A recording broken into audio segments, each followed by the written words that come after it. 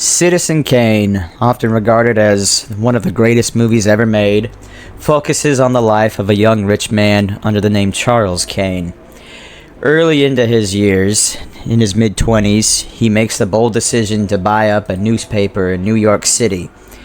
And his goal to make it one of the greatest newspapers ever is to work in the business of yellow journalism, meaning he posts sensational headlines with photos taken out of context. All of those things put on the front cover to get people to buy the paper. But when you actually open the paper and get to the article, there's very little to say. There's very little data. There's very little sources to rely on. And it's just fluff. That's where we are right now with Metroid YouTubers. They are yellow journalists. The amount, just think to yourself, through all of the years that you've been waiting for Metroid Prime 4 Beyond to come out, okay? Anytime you type in Metroid Prime 4, what are you going to find? Videos that say something like, we just got a huge update on Metroid Prime 4. Or, could Metroid Prime 4 come to this newest Direct? Or Metroid Prime Trilogy HD port leaked. Like, holy cow, it is sickening the amount of thumbnails and the amount of videos that all have the exact same description. But yet, you get to the actual video, and it's nothing but fluffed. The people who make these videos will waste your time with like 15 to 20 minutes of just regurgitating things. They will regurgitate things that you already know. Okay, they'll be like, back in 2017, Nintendo announced Metroid Prime 4, and that was alongside a remake of Metroid 2, Samus Returns. Every video that they make does that. Well, then in 2019, it got delayed, and then in 2021, we got Metroid Dread, and that was really great. And then in 2023, we got Metroid Prime Remastered. Every video that they make does that. And then after they waste your time for 20 minutes, they finally get to the point and say, big news at Retro Studios, they hired a janitor. That's basically it. I remember one YouTuber being like, oh, they hired this specific detailed, basically a job where you make very small, highly detailed models. And he's like, with this, I can confirm that Metroid Prime 4 is being made in a whole brand new engine. No, you can't. You don't know any of that.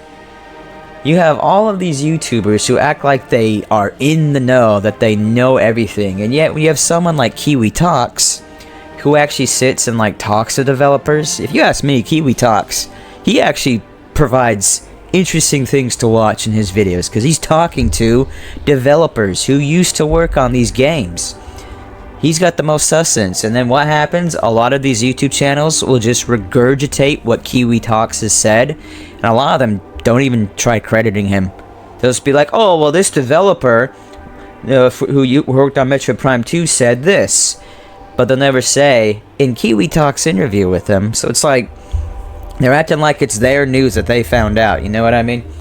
Or when Kiwi Talks makes a bold statement. Like, for example, earlier this year, Kiwi Talks said something like, hey guys, I'm just making a prediction. I think there's an anomaly in the development. Like, I think Metroid Prime 4 was supposed to launch with the Switch 2, but something happened in development that it took them forever to work out the kinks, so that's why it got delayed. And you know what?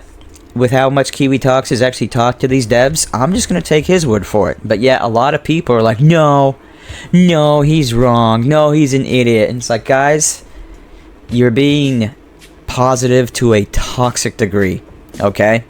Like, you are getting to the point where how dare this man come up with the idea that development's not going smooth. This is Retro Studios. They don't miss. Okay, guess what, guys? The Retro Studios that you know and loved that made the Metroid Prime trilogy is not the same Retro Studios that we have today. Got it? You need to just come to that. You need to accept that fact that although it might say Retro Studios, it's not being made by all the same people who made Metroid Prime trilogy. Like, Well, it was 2007. That's been 18 years since Metroid Prime 3. A lot has changed, okay? The people who work there, if they have kids, those kids are now old enough and out of high school. Alright, a lot of these people are probably retired, or they moved on to an entirely different company or entirely different field. So, sorry. The whole Retro Studios, they don't miss. This isn't the same Retro Studios. Like, I remember, what was it, Intergalactic, the Heretic Prophet, the upcoming Naughty Dog game. I said, from the studio that brought you Jak and Dexter, and Uncharted, and The Last of Us. It's like, don't take credit for what people did 30 years ago, okay? And I'm telling that to you, Metroid fans. Stop trying to give all the credit to the people at Retro Studios now, who recently got hired to work on Metroid Prime 4 Beyond, okay?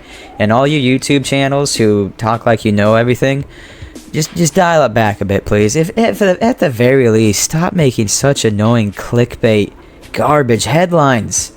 I'm tired of it. I just can't wait for this game to release, so at least my algorithm will change to actual Metroid Prime 4 Beyond content. Hopefully this upcoming Prime Trilogy art book will just give my feed something fresh and new and not... But no. I say that, but yet... Watch. I guarantee you there's going to be at least one YouTube channel that will yellow journalism the Metroid Prime Trilogy art book. Like, holy cow, huge update on Metroid Prime Trilogy. Hey, it's the release of the art book. Something that every Metroid fan should already know about. So, like, you're regurgitating the most obvious things to us. That's just my thoughts right now. Sorry, I'm up super late. I had a bunch of energy drinks today. And it's no matter how many times I clear out my feed saying, not interested, don't recommend channel. These yellow journalist Metroid channels just find their way to creep back into my feed to the point where I'm just ready to make a second channel that's without all that garbage. Anyways, guys, those are my thoughts for the night. Have a good day.